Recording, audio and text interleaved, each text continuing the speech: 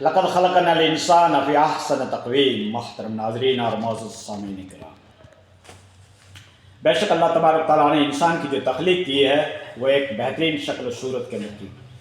اس کو دماغ دیا، اس کو ہوش دیا، اس کو گیان دیا، اس کو انٹلیکچوئل مخلوقات میں پیدا کیا۔ امپورٹنٹ مخلوق کے اندر انسان کی تخلیق کی۔ اب انسان کا فرض ہے کہ وہ اپنے خالق، اپنے کریٹر، اپنے مالک کو کتنا یاد کرتا ہے، ٹھیک ہے۔ وما خلقت الجن والانس الا لیعبدون، ہم نے جنات اور انسان کو اپنی بندگی اور عبادت کے لیے پیدا کیا۔ دو مخلوقات ایسی ہے جو شریعت کی مکلف ہے، انسان اور جنات۔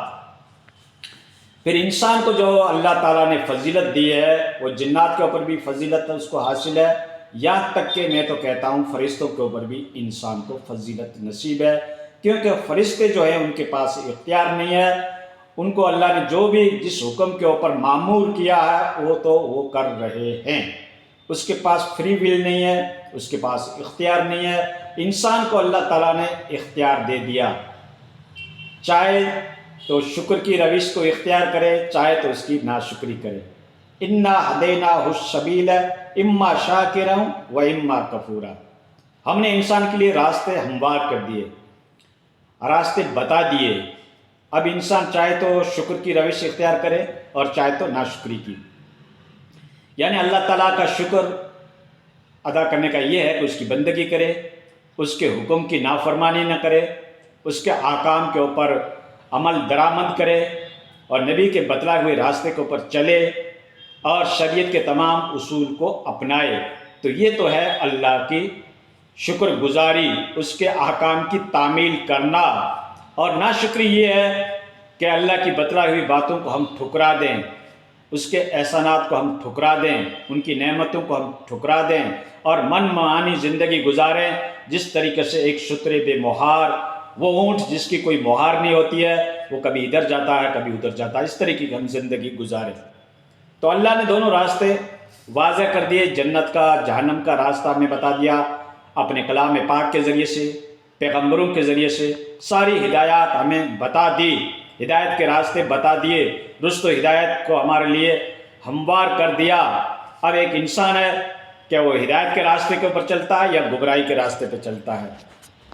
اور پھر انسان اور جنات یہ رسپانسبل ہیں، مطلب ان کو جواب دینا پڑے گا، کل قیامت کے دن بال بال کا حساب ہوگا۔ فَمَن يَعْمَلْ مِثْقَالَ ذَرَّةٍ خَيْرٍ يَرَهُ وَمَن يَعْمَلْ مِثْقَالَ ذَرَّةٍ شَرًّا يَرَهُ، اگر تم نے ذرہ برابر بھی اگر نیک کام کیا ہے تو قیامت کے دن اس کو دیکھ لو گے، اور ذرہ برابر رائی کے دانے کے برابر اگر آپ نے کوئی برائی کی ہے تو کل قیامت کے دن اس کو بھی دیکھ لو گے، ٹھیک ہے۔ تو دوستو، ہمارے سماج، ہماری سوسائٹی کے اندر آج کتنی خرافات پائی جاتی ہے، کتنی بدعت اور شرک اور واہیات کی رسمیں پائی جاتی ہے، مرنے والے کے اوپر اور پڑھنے والے کے اوپر، جہاں پہ شادی اور میرج کی پارٹیاں ہوتی ہے وہاں بھی خرافات پائی جاتی ہے، پیسوں کی بربادی، انگ پردرشنی، ناچ گانے، ڈی جے باجے، اس طریقے کا ماحول کریٹ کیا جاتا ہے۔ کوئی اصلاح معاشرے کے اوپر کتنے لوگ بولتے ہیں، اس کے اوپر توجہ نہیں دی جاتی ہے، شریعت کے احکام کی پابندی نہیں کی جاتی ہے، جبکہ اللہ تعالیٰ نے ہمارے لیے پیغمبر کے ذریعے سے ہمیں جینے کا سارا طریقہ بتا دیا۔ قرآن کہہ رہا ہے لَقَدْ كَانَ لَكُمْ فِي رَسُولِ اللَّهِ أُسْوَةٌ حَسَنَةٌ، نبی کی زندگی تمہارے لیے ایک بہترین نمونہ ہے۔ کون کہہ رہا ہے؟ اللہ کہہ رہا ہے۔ لیکن نبی کی زندگی ہم کہاں اپناتے ہیں؟ شادی کے ماحول میں دیکھ لو اور مرنے والے کے ماحول کے اوپر دیکھ لو۔ ہاں، کئی دعوتیں کی جاتی ہے، کئی کھانے پکائے جاتے ہیں، کئی پروگرام کیے جاتے ہیں، کئی شخصیات کو بلایا جاتا ہے اور کتنا خرچہ ہوتا ہے، دن مقرر کر دیے جاتے ہیں، تیجا، 40واں برسی وغیرہ وغیرہ، کیا کیا۔ اور یہ کیا اللہ کے نبی کے دور میں تھا؟ کیا اللہ کے نبی نے اس کے بارے میں ہمیں کوئی تلقین کی ہے؟ کوئی روایت موجود ہے؟ کسی صحابے سے یہ نقل ہے یا خلفائے راشدین کا طریقہ رہا؟ تو دوستو کچھ نہیں۔ ہمیں اس کے اوپر فوکس دینا چاہیے کہ ہم اپنے معاشرے کے اندر اسلامی تہذیب کیسے لے کے آئیں۔ اس سے آپ کو کوئی منع نہیں کرے گا، لیگل طریقے کے اوپر آپ کو فریڈم ہے، آپ کو آزادی ہے اپنے مذہب، اپنی مسلک، اپنی عبادات کو ادا کرنے کے اوپر، آپ کو ہر قانون آپ کو اس کی اجازت دیتا ہے۔ تو تو آپ اپنے گھروں کے اندر دینی ماحول پیدا کریں بچوں کے اندر، اور ہمارا ماحول دیکھ کر ہم انسپائر بنتے ہیں بچوں کے لیے، بچے ہمارے سے ماحول کو اخذ کرتے ہیں کہ باپ دادا نانا نانی ایسے کرتا ہے ہم بھی ایسے کریں گے، ٹھیک ہے۔ ہمارے بچے ہماری ٹریڈیشنل پہ چلتے ہیں، ہمارے اسٹائل پہ چلتے ہیں، ہم نے جو ماحول کریٹ کر رکھا ہے اس کے زندگی میں کب دین آئے گا؟ ہم پڑھاتے ہیں، عالم بناتے ہیں، مفتی بناتے ہیں، قاری بناتے ہیں، حفاظ بناتے ہیں، لیکن بچوں نے ان ماحول کے اندر آنکھیں کھولی ہے جو مغربی تہذیبات کی بھرمار ہمارے معاشرے میں پائی جاتی ہے، یا اغیاروں کا کلچر پایا جاتا ہے ہمارے معاشرے کے اندر۔ اس میں جب وہ بچے آنکھیں کھولتے ہیں تو اس کے اوپر رنگ تو وہی چڑھا ہوا ہوتا ہے۔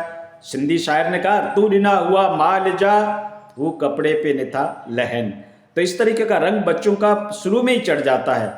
ہم اس کی جو ایکٹیویٹی پرفارمنس کرتے ہیں شادی بیاہ کے اندر، ہمارے بچے دیکھ رہے ہیں، کل وہ بھی تو ایسا کریں گے، عالم ہوا تو کیا ہوا، بڑا بھیا تو کیا بھیا، ٹھیک ہے۔ ہاں وہ نہیں کرے گا تو سماج اس کو جینے نہیں دے گا۔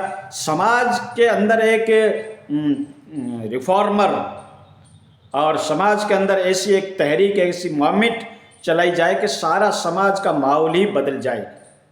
جو اللہ کے نبی نے ہمیں دین سکھایا تھا، ہم بیاج لینے سے چکتے نہیں، ہم کسی کا حق مارنے سے چکتے نہیں، ہم کسی کی زمین کو غصب کرنے کے اندر اپنی چالاکی بتاتے ہیں، ہم کسی غریب غربے کی مدد کرتے نہیں، یتیم بچوں کا خیال کرتے نہیں۔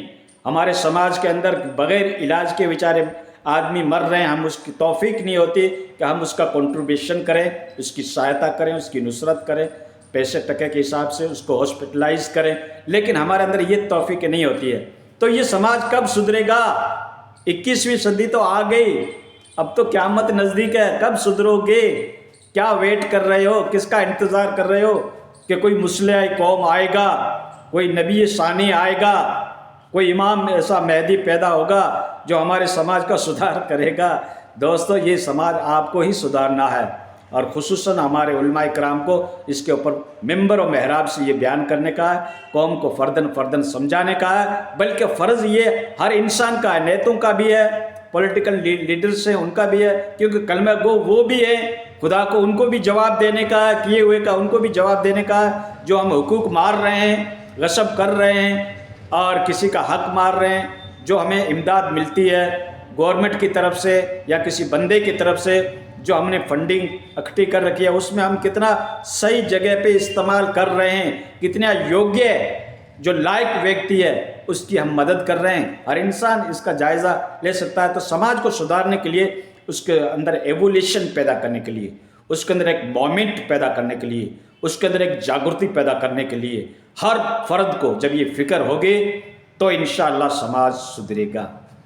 اور سماج کو سدھارنا دوستو ضروری ہے۔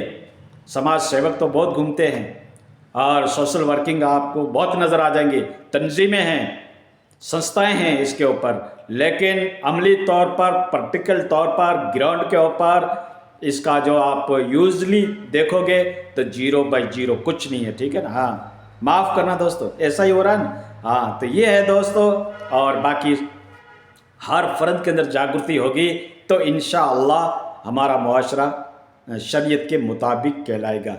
ہاں شریعت کے مطابق تم چلو تو یہ ساری برائیاں ختم ہو جائے گی۔ تم کہہ رہے ہو کہ برائیاں آ رہی ہے، ظلم ہو رہا ہے، وہ ہو رہا ہے، یہ ہو رہا ہے، یہ ساری شکوہ شکایت تمہاری مفقود ہو جائے گی جب تمہارے اندر یہ امکان پیدا ہوگا، یہ شوق پیدا ہوگا کہ کس طریقے سے امت مسلمہ کا سدھار ہو، کس طریقے وہ شریعت کی پابند ہو جائے۔